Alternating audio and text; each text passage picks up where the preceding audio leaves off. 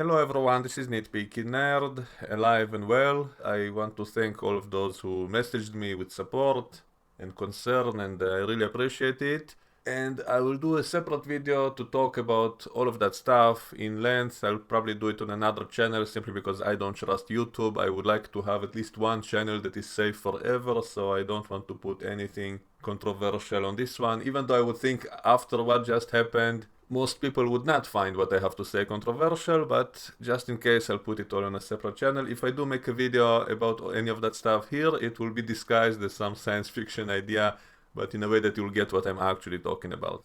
Using some kind of invented Star Trek scenario as allegory to what's actually going on. So maybe I'll do something like that here, and I'll do a serious video on a separate channel to directly say what I actually want to say openly.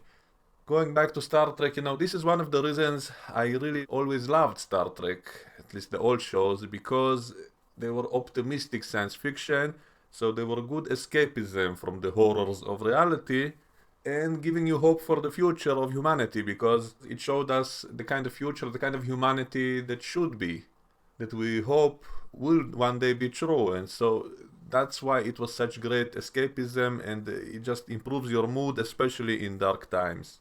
And so that's why I always liked Star Trek, even the light-hearted, comedic, silly episodes, as long as they're showing all those good things and doing it in an interesting way, in a funny way, entertaining way, and with some good messages peppered on top. That's why it was so great.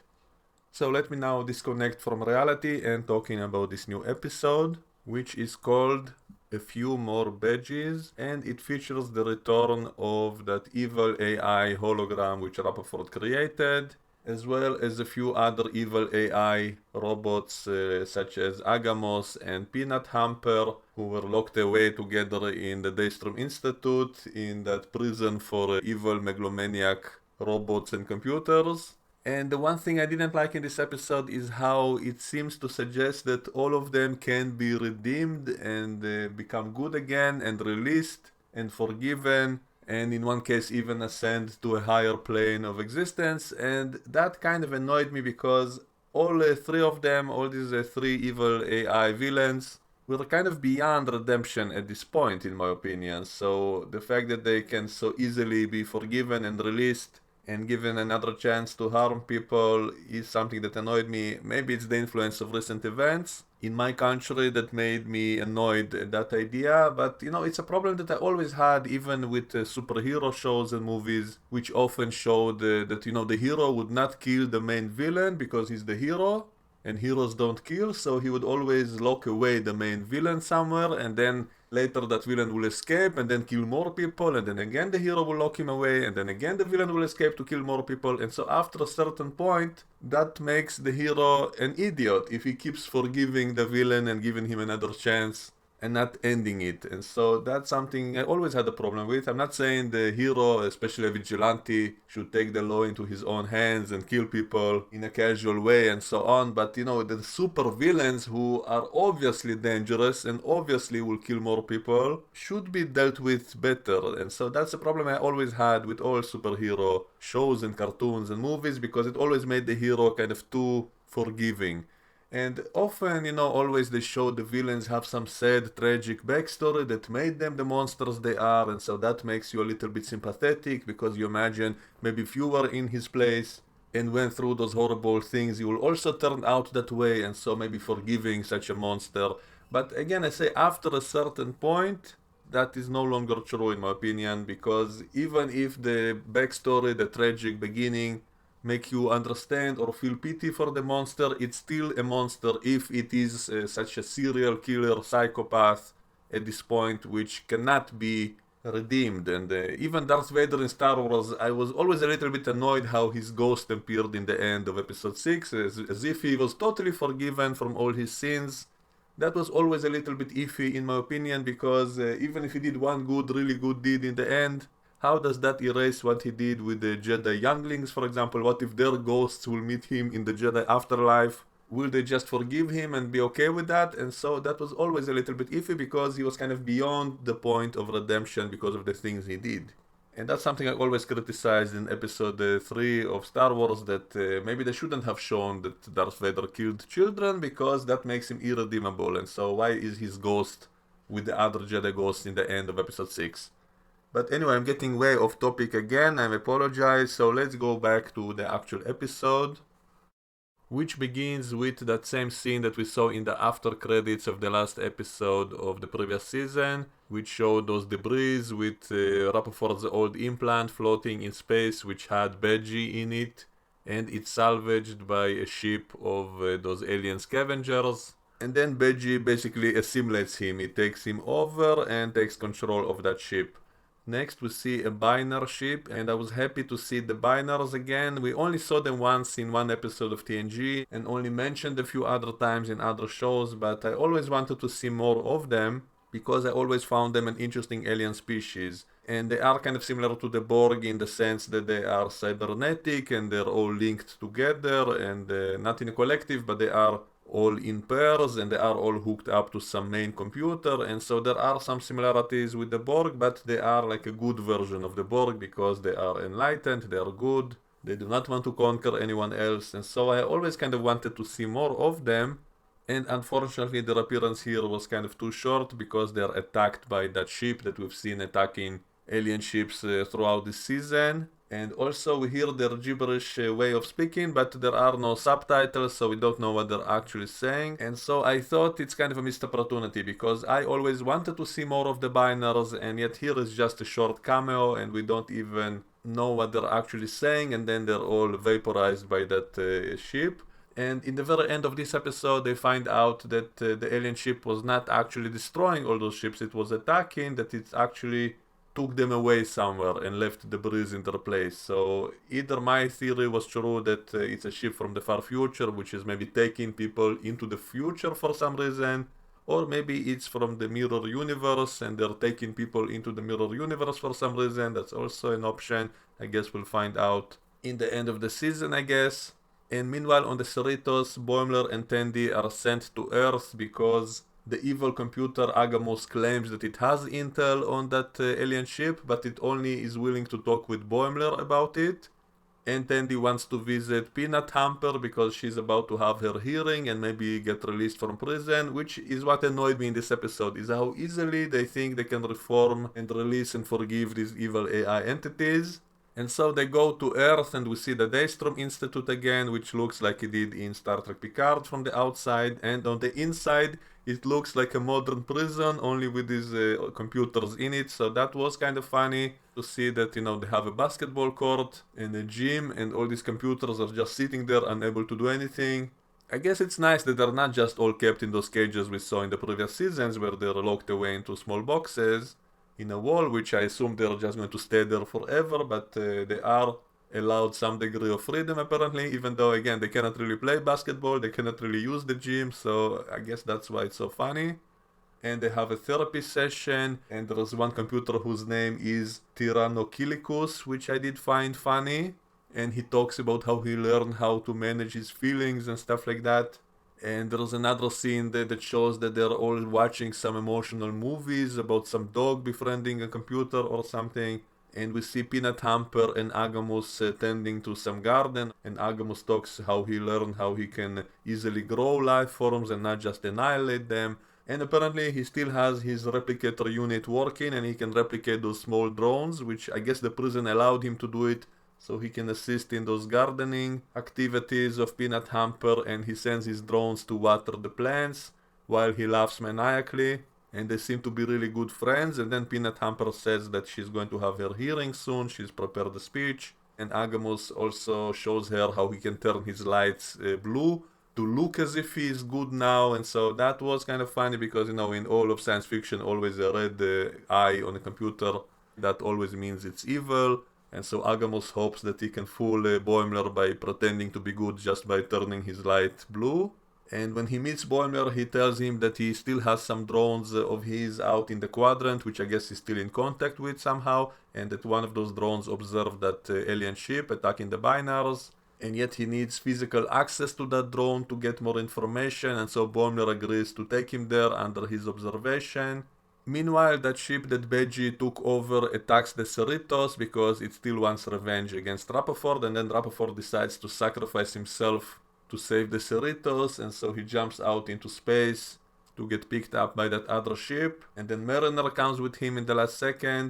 And then he confronts Badgey and then says, I'm going to do what I had to do a long time ago, and then gives him a hug and says, you're my son. And that makes Badgey tearful and apparently becoming good for a second, but then he has like an internal conflict between his good side and his evil side. That kind of reminds me of what they did with Data and Lore in the last season of Picard, when both Data and Lore were in the same body and had to fight it out. And so here Badgey gets split into two different entities.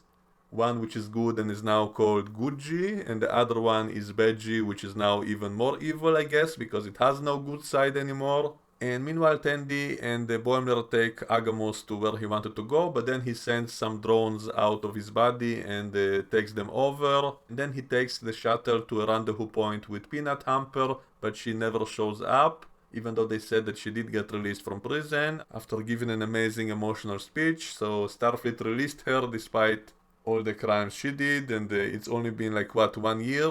So that's something that annoys me a little bit, as I said. And meanwhile, Rappaport again tries some psychological tricks on Badgey, and he knows that hugging him again will not help because he has no good side anymore, but now he tries to appeal to his logic side because it's still a program. So as Badgey tries to kill all the people on the Cerritos, Rappaport asks him, what does logic tell him it's going to achieve? And then Badgey again has an internal conflict since he realizes it's not logical, and then he gets split up with his logical side. And that one is now called Logic Key or something like that. And I did like how he has similar mannerisms to Spock, like the way he holds his fingers together or holds his hands behind his back is similar to Spock and other Vulcans, I guess. And so he's now a purely logical version of Badgey. And the evil Badgey seems now even more unhinged, even more insane and sadistic. And then it cuts back to Agamos, who apparently conquered an entire planet in record time. He fully subjugated a whole population, which now has statues of him and Peanut Hamper, and flags of both of them ruling together, and there are like 2 chairs in the throne room, but Agamos is still depressed because Peanut Hamper is not there with him, so that's a very sad turn of events for him. Tandy even feels sorry for Agamos for being so depressed because he was in love with Peanut Hamper, I guess. And he planned to rule a planet together with her, and yet she never came because she went back to her own family. And then we see that space station that we saw in the TNG episode which first introduced the Exocomps, and as always excellent attention to detail to how everything looks, both from outside and inside that space station. It looks exactly like in the TNG episode, and it's kind of funny how they show that the Exocomps cleaning the windows and being like the cleaning droids inside that station. And it was kind of funny to me because in the end of that TNG episode, that scientist lady who created those robots said to Data that because he showed her that they are sentient, that from now on she will not be treating them as simple tools. And yet here we see that they are still being used as servants on that space station, so nothing actually changed apparently. So again, I think it's a little bit of a missed opportunity, because as much as I enjoy these jokes and these pokes and this kind of humor, I still would rather see an actual fully developed story to actually deal with this topic in a little bit deeper way and not just as cameos and jokes. And so I think it could have been better if they actually treated it a little bit more seriously. It could have been much more interesting. So anyway, Agamos gets to meet Peanut Hamper, and it turns out both of them didn't really want to rule a planet, they just wanted to be together. And each of them thought the other one wants to conquer a planet, and the Peanut Hamper introduces him to her father, who is also an Exocomps, and all the other Exocomps except her are all talking with beeps and computer sounds, just like in the TNG episode, so she's the only one who can actually talk with a human voice. And then Agamos apparently turns good for real. His light turns blue for real, and he doesn't want to conquer planets anymore, and he's now a good guy, thanks to love, I guess. And again, that's a small problem I had with this whole episode, that all these evil AIs are apparently not really so evil as they appear.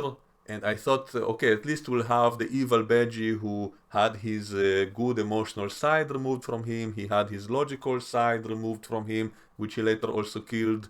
And so he's now a full psychopath, evil monster for sure. So at least we'll have one evil AI entity that they do have to kill in the end because he's too evil. He's too dangerous to be left alive. And then he talks about how he's going to use all the subspace relays in the galaxy to take over all the ships in the whole galaxy by transmitting himself to all of them and taking all of them over, and then he can do whatever he wants, even cause warp core breaches in all the ships, which kind of reminds me of the burn in Discovery. And also this whole idea that some computer program can easily hack all the ships in the galaxy simultaneously, that's one of those ideas that, one of my complaints is in the recent Star Trek shows, they keep recycling the same ideas over and over again, and this is also one of them. Because we've seen the same exact idea in Star Trek Prodigy and in an earlier season of Lower Decks and in Picard. And in Discovery we had the whole thing with something causing all the warp cores in the whole galaxy to blow up, and so here they do all of that together again, and that's like the 5th time we see the same idea. So Badgey is able to hack all the ships and star bases in the whole galaxy with the intention of destroying the whole Federation and the whole galaxy, and we see his giant head appearing in the middle of the galaxy and he's laughing maniacally. But then suddenly, because he spread out so much and now he knows everything and he knows the past and the future, and his mind expanded so much that suddenly he becomes kind of enlightened. Suddenly he's no longer evil. Now he's like on the Q level of an entity and wants to ascend to some other dimension to create his own universe. And all of these ideas are fine by themselves, but why did the episode completely forget that this is an evil entity? Like he suddenly stopped being evil and is totally good again. So that's what annoyed me about all of that. And he now wants to ascend, and there's some kind of portal appearing above him, and once again we see that smiling koala, which is some kind of deity in the Lower Decks universe, and then Badgey ascends to some other dimension and disappears. And so it kind of annoyed me a little bit that he just forgot that he's evil and forgot about his vengeance and all of that for no real reason except spreading himself out too much, and that somehow by itself enlightened him and made him good again, I guess. And then in the end, Agamus, who also turned good because of his love to Peanut Hamper, I guess, gave Boimler his intelligence about that alien ship. And then they discovered that it was not actually destroying those ships, but taking them all somewhere.